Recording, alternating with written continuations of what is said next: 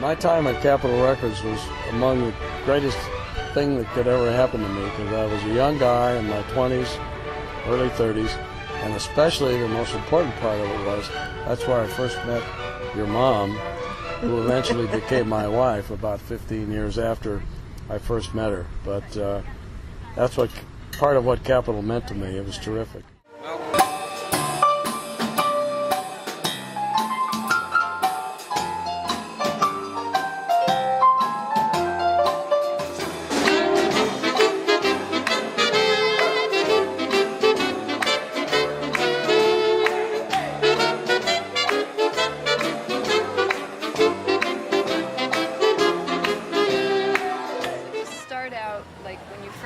Became interested in music and kind of run through what your musical education was and like that? My background in music.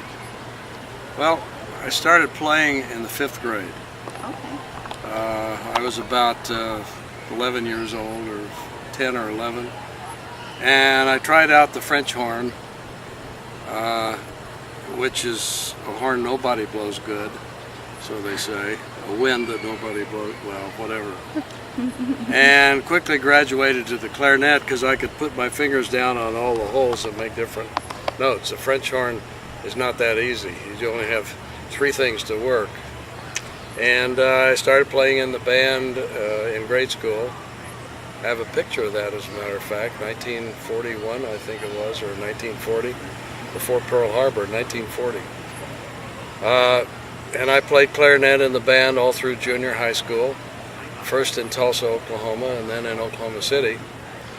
And along about the 9th grade in junior high, I realized that a lot of clarinet players could also learn to play the saxophone. And I even discovered something more exciting. I could make money playing the saxophone. So when I got into high school in the 10th grade, I bought a used alto saxophone for about 50 bucks, and I started playing, and I played in the concert band at my high school and started playing in what you might call pickup bands. Guys would get together in somebody's house and we'd play for a while. And I played saxophone and clarinet at the time, and suddenly people started to say, hey, we need a band for this party and I might make $5 if I could play a couple of hours at the party. So I liked that pretty well, but there was one other thing I liked even better.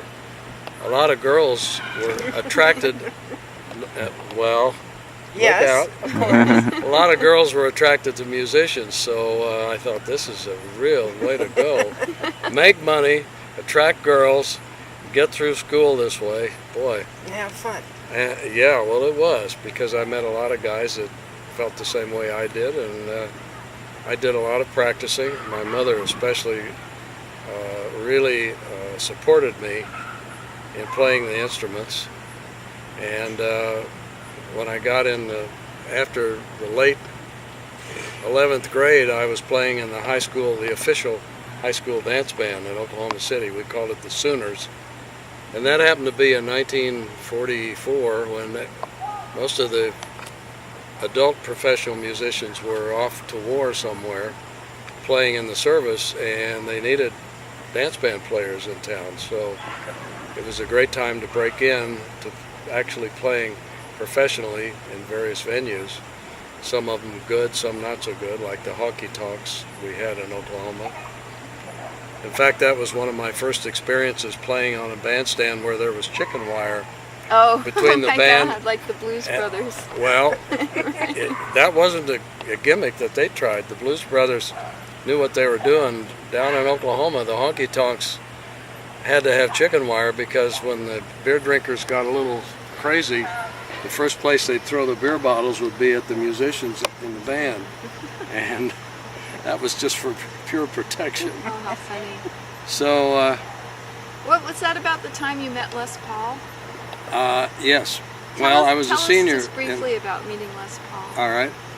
I was a senior in high school. I read an article in the paper that said a famous musician had had a serious auto accident on an ice-covered highway in Oklahoma, and he had broken an arm and damaged some of his playing apparatus, primarily his right hand and wrist. And his name was Les Paul, and he was in a hospital in downtown Oklahoma City. I thought, hey, here's a guy on the road, a long way from home. I think his home was New Jersey. But in those days, especially during the war, guys were on the road all the time. And he might be a little lonely, so I called up, found out visiting hours, and went down to St. Anthony's Hospital and visited Les Paul. Here I am, 16, 17 years old in high school, and we talked music, we talked jazz. Les Paul, of course, is a legend as far as a guitar player is concerned. He not only was a great jazz player and a country player, but he had some huge million-selling pop records, mainly with his wife, Mary Ford, which I found out later when I joined Capitol Records, and that's a whole nother story. But my experience as a high school musician and into college was, I kind of thought I wanted to do that as a career. So I enrolled in music school, went through 2 years in Oklahoma, playing in bands all that time, playing in marching bands. When I was at the university in Norman, Oklahoma, we went to the Cotton Bowl for the OU Texas game. And went to the Rose Bowl. Well, that was later on. I used to go to two different years. I went to Chicago to spend time and work for my grandfather at his law office. He was an office manager in a big office in downtown Chicago. And I was there in the summer of '46 when I saw an announcement for a band to play for the annual All-Star NFL College All-Star football game in Soldier Field. I signed up for that band. We played in Soldier Field in 1946, and I met a guy who was a resident up in the northwest of Chicago that I kept up correspondence with, and he was studying music there and was going to go to music school at Northwestern in Evanston, Illinois. I decided I could finish my college degree and my college experience in Chicago, so I enrolled in Northwestern for my 2 years, and the first year I was there, Northwestern won the Big Ten, believe it or not. It's only happened twice in the last 40 or 50 years, but they did, and we took the train all the way to the Rose Bowl to play in California and back. But that also made me decide it was time for me to think about moving out of Chicago, and maybe California was a good place to be. So, but before we go to California, I want to hear about your days at the radio stations in Chicago. Well, okay, when I graduated from college, I had a lead to talk to the program director at the NBC station there, WMAQ. They needed a program builder in the record library. There were a lot of record programs. Disc jockeys were doing programs, and they were all done by the record librarian and the program builders there. So I got that job out of college, and I worked there for about almost 3 years at NBC and then ABC, which was sort of like a sister station. I met a lot of people in those days. Wayne King had a network television show out of Chicago. Dave Garroway had a nighttime disc jockey show, Garroway at Large. His disc jockey show went all over the country because the radio station was a 50,000 watt station, clear channel. And you could hear Dave Garroway in almost every state. And he played jazz, and I love jazz, so...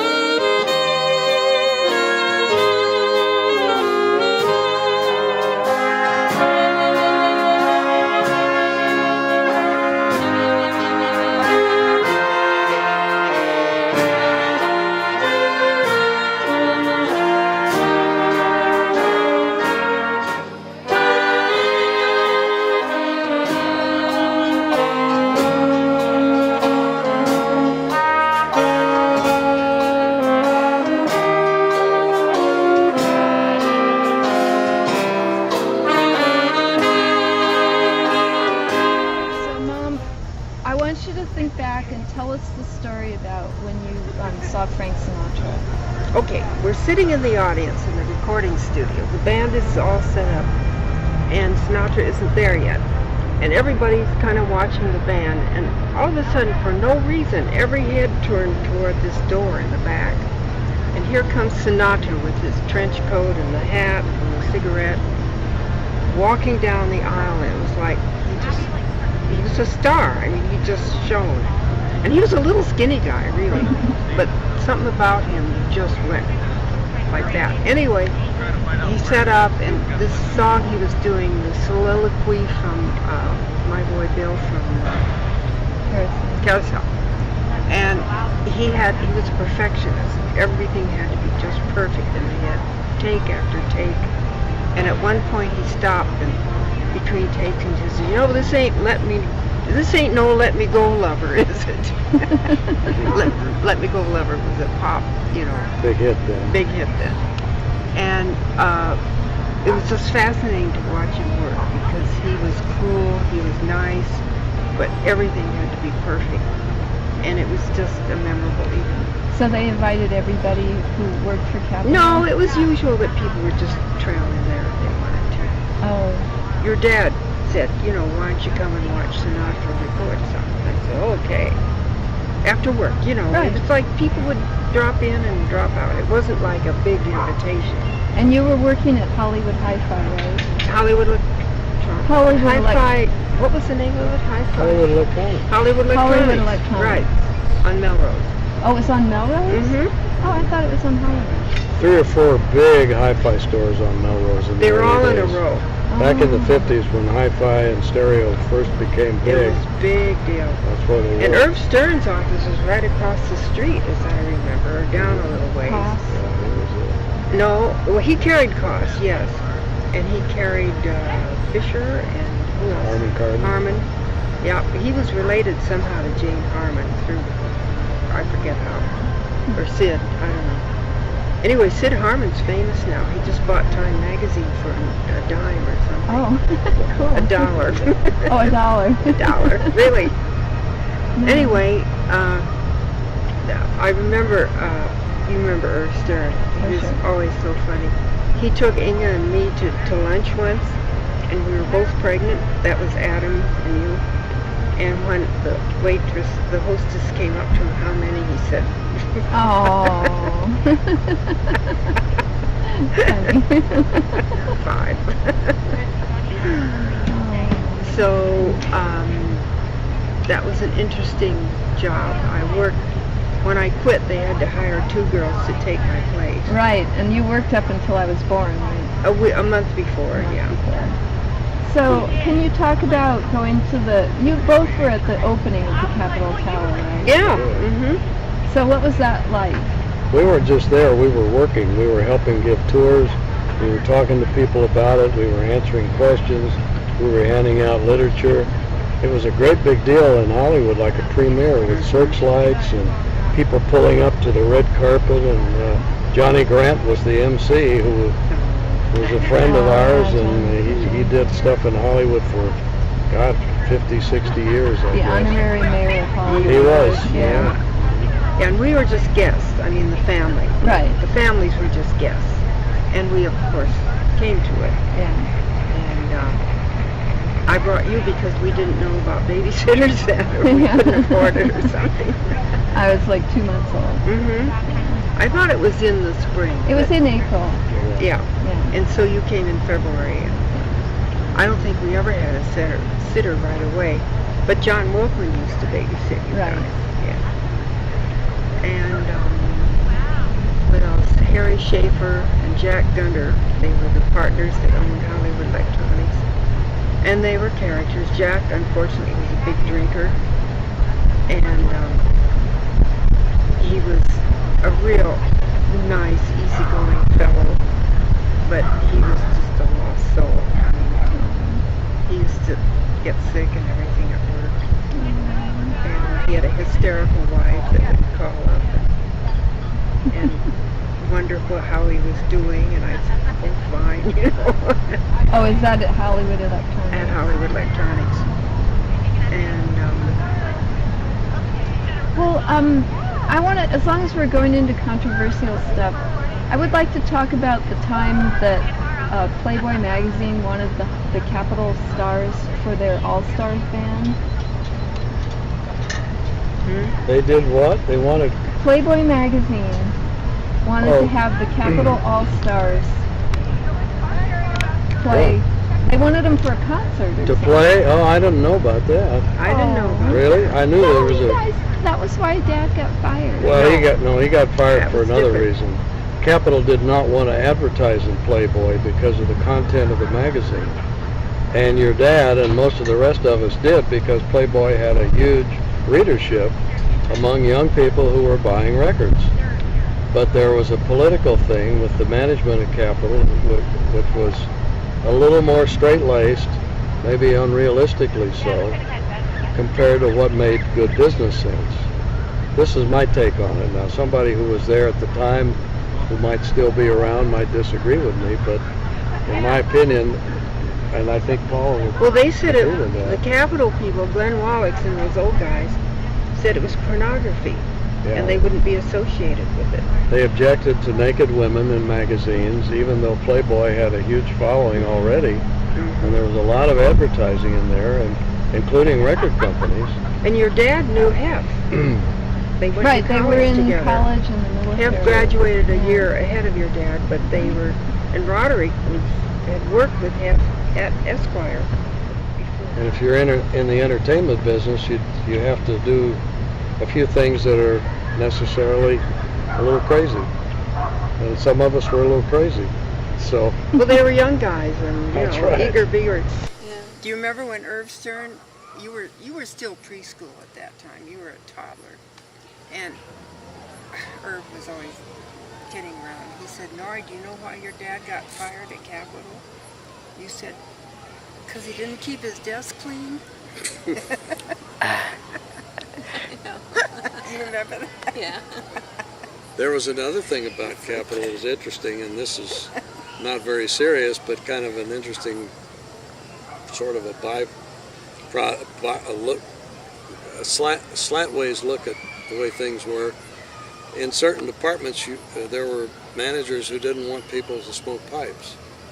Now, I never could see anything wrong with pipe smoking, but somehow that was a negative factor. And there was another one. Crew cuts were not very well accepted. That's right. Crew If you cuts were were- too risque. Right? If you They were- were too modern now. If you were a crew cut, you were just not a serious person. And so guys who wanted to continue and be advanced in the company didn't necessarily smoke pipes or have crew cuts. What kind of haircuts could they get? Standard Like haircut this? for the period, Just, you know. well, what's Like is a this. crew cut? Is Like that like this. a A buzz. A crew cut is a buzz, you know, flat top oh. and short on the sides, very short, you know, all the way around. Like a military. Military haircut. So that wasn't good? Well, at that time, that was your long hair of the time. That was the rebels. That was that like got- the Jimmy Dean or Well, Well, no, he had longer hair. It was There's like, not a logical reason, Nori. I Oh, mean, you okay. could look for it, but the same thing with the cigar smoking or pipe smoking was. Well, Yeah. Everybody, I tell you, working at Capitol there was like being the king of the hill. I mean, everything Capitol did, good artists, good records, big hits. We felt like we're the scrappers. Columbia and RCA and Decca were all, you know, they were the established labels. We were up there punching all the time, and it was great because it was successful, and we were the kings of the hill, so to speak.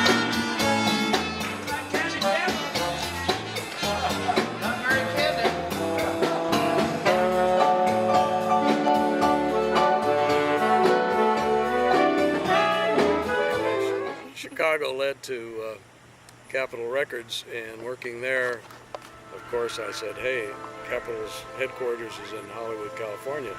So this is the one part we haven't done of the Capitol Records interviews is what was it like to work at Capitol before they built the tower?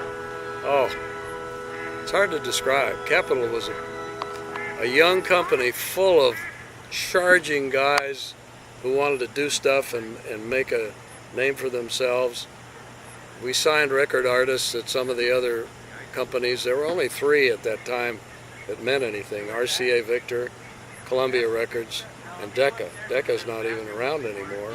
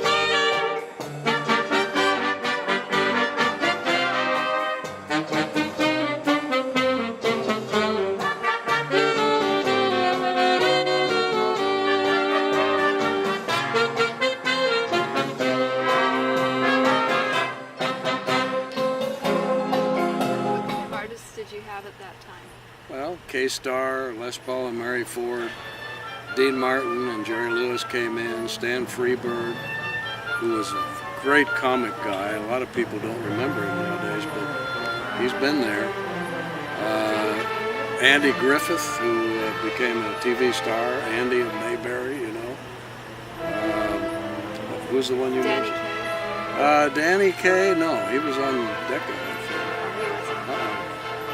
think. We had some semi-jazz artists too. Nat Cole started out as a jazz trio, and Nat discovered he had a great voice and became a pop singer. But he always had a jazz background. The Stan Kenton Band, the Woody Herman Band made a few records on Capitol. There were half a dozen like that, and a good stable of country artists. We had one A&R guy who did work with the country artists. All this was before the Tower. Right. But these artists were, they were getting hit records all over the place. Plus we had 27 distributing branches all over the country. And every branch had anywhere from 3 to 8 salesmen, something like that. And all those salesmen were out there pushing nothing but Capitol records. In those days, the other companies, primarily Decca, RCA Victor, and Columbia, didn't have owned branches. Their salesmen worked for distributors who sold appliances and dishwashers and refrigerators and things like that. They also sold records. But those salesmen had, many of them, had other things to sell besides the records. And many of them had other labels to sell. With Capitol, you didn't have anything else to sell but Capitol products. You guys had your own sales force. We had our own sales force. And you were on the sales team, right? That's how I started in Chicago, yeah. When I got transferred to Los Angeles, I went there to produce records for Stan Kenton, and eventually went back into merchandising and sales, handling national sales activities. When we became part of EMI in 1956 or 7, I was in charge of selling records made by EMI overseas artists, an album series we called Capital of the World. I sold those in the U.S., and we had a separate sales group of people there too. So all that was after we moved to the Tower. We moved to the Tower, and EMI bought Capitol pretty much at the same time. So what was it like when they were first about to open the Tower? How did they tell you? Did they just say, hey, we're building something, we're going to move? Or tell me about those times. Well, Glenn Wallachs had been negotiating for quite a while to get all these things together in one place. And I guess he had the land up there north of Hollywood Boulevard. And he got an architect named Welton Beckett to design a really avant-garde looking building. It could have been a stack of phonograph records for all we know. In fact, Stan Freberg made a joke about the look of the Capitol Tower. He said, in case of a nuclear war, Glenn Wallach can push the button and the Capitol Tower will screw itself into the ground. And I'll never forget that I heard because that one. it looked like something. Freeberg, by the way, was a comedy artist and a star. Very funny guy. He's still alive. He is still alive, yeah. He still has an ad agency somewhere in the Los Angeles area.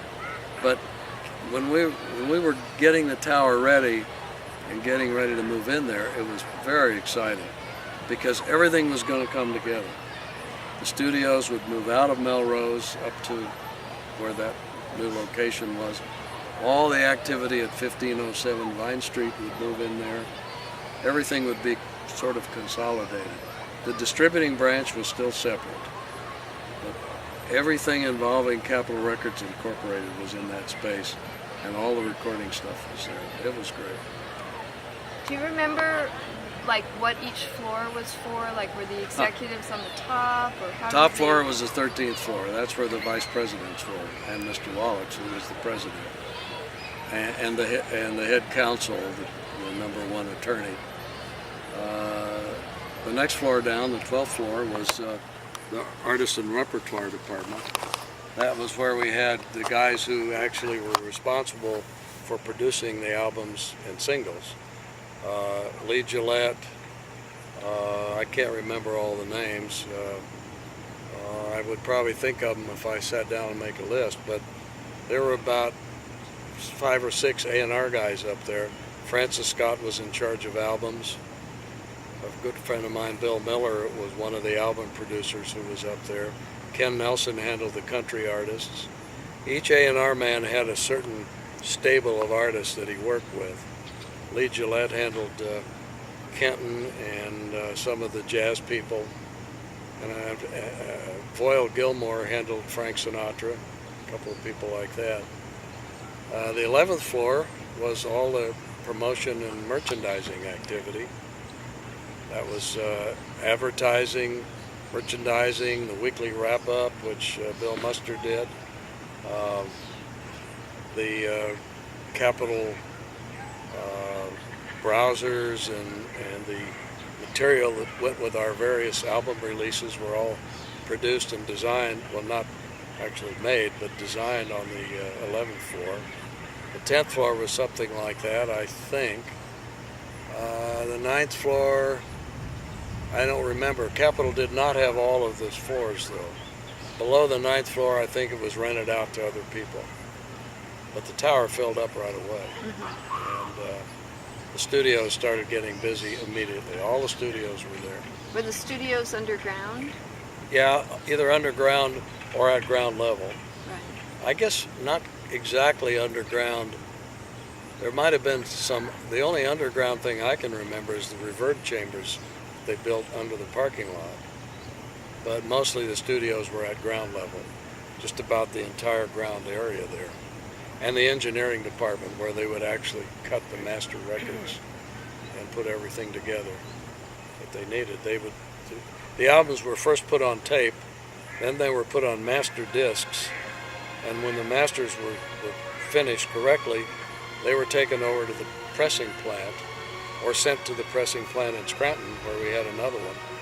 At one time there were 3 plants, and the third one I can't tell you for sure. It might have been Nashville. But there was Scranton, Los Angeles, and whatever the third one was for sure.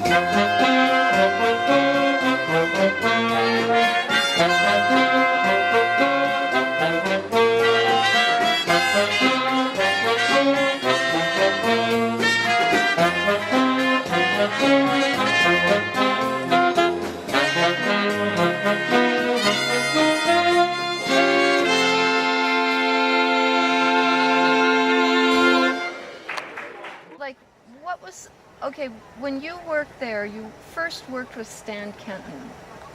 Well, I first worked at the Chicago branch as a salesman. Okay. Then I did promotion in Chicago with radio stations and TV stations. And then I got very friendly with the regional manager, Al Latosca, who was a close friend of Stan's, partly because he was with Capitol.